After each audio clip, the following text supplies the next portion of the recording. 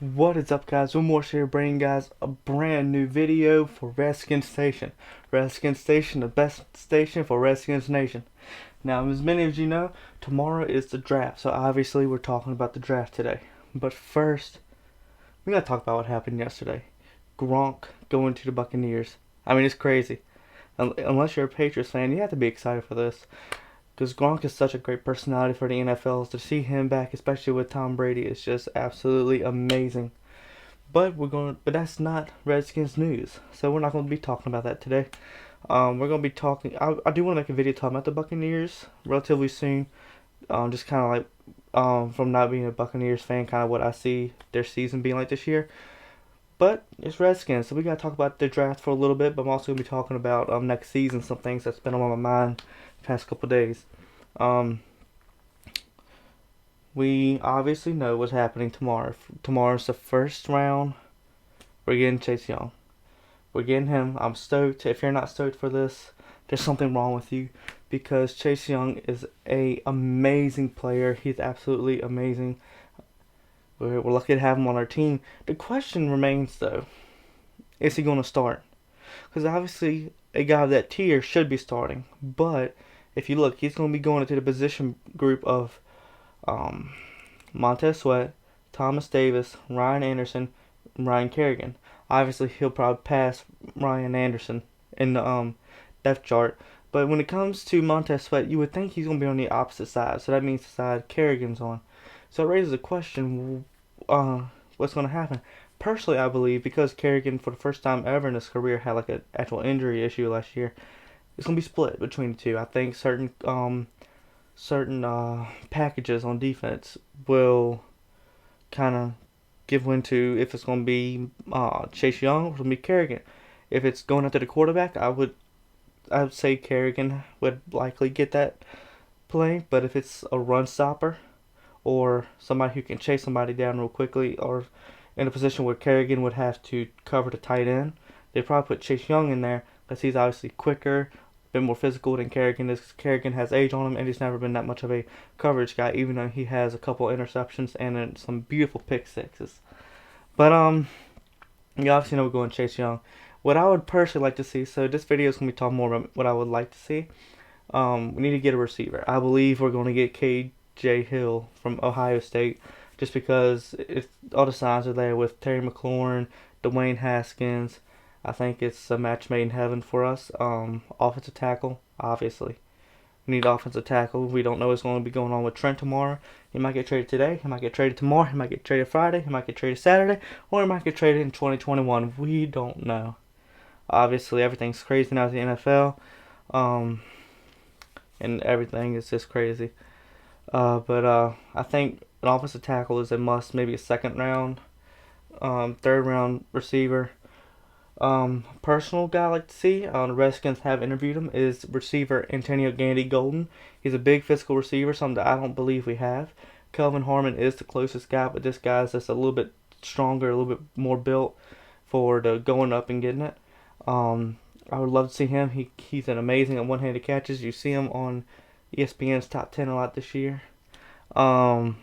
He's a great receiver. The Redskins have talked to him. They're probably like a sixth or seventh round pick, but I think he would be a great addition.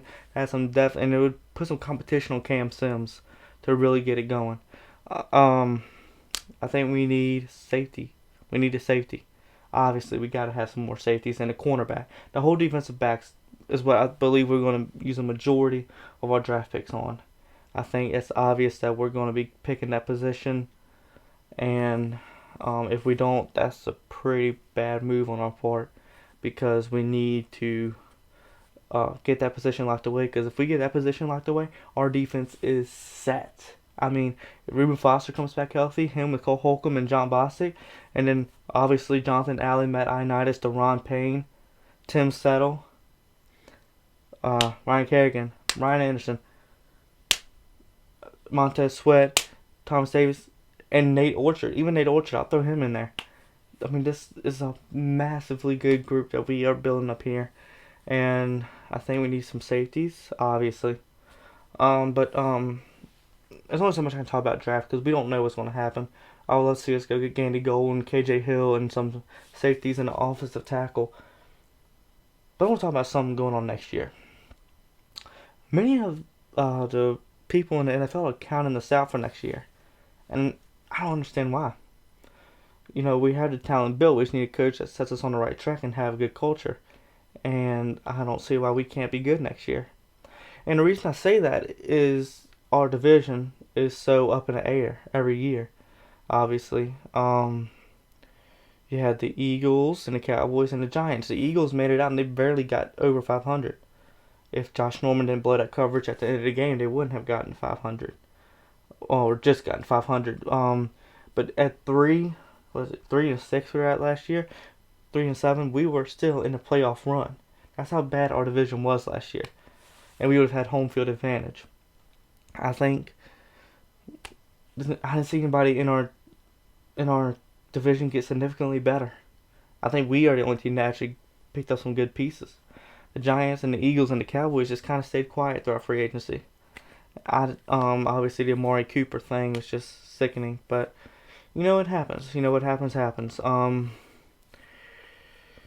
But I just don't see any team getting significantly better. We weren't so far behind, but with the injury plague, with the poor medical staff and poor coaching, and everybody saying, well, if Bill Callahan couldn't do it, nobody can.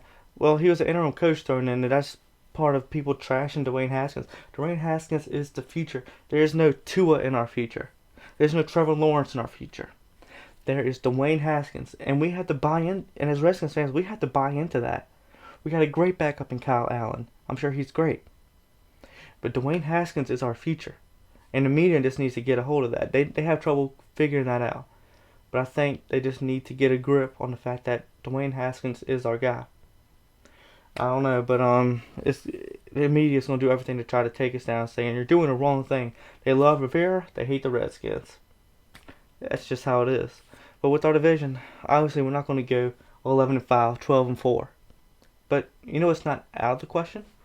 10-6.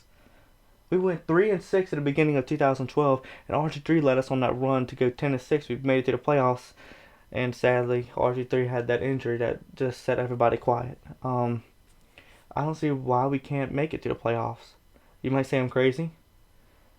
I might be crazy, but I think we have an opportunity to make it to the playoffs this year, and we need to buy into that culture. That means if you're watching this and you're a Redskins fan, and you had the opportunity to go to the games, go to them. We might be outnumbered at times, but you got to go to them.